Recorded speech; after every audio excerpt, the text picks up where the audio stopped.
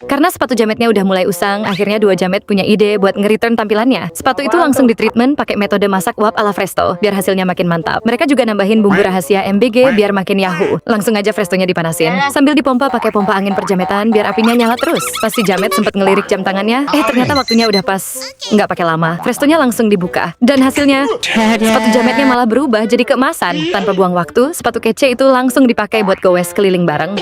Di tengah jalan mereka ketemu cewek. Si Jamet niatnya PDKT, tapi apesnya ternyata si cewek udah punya cowok.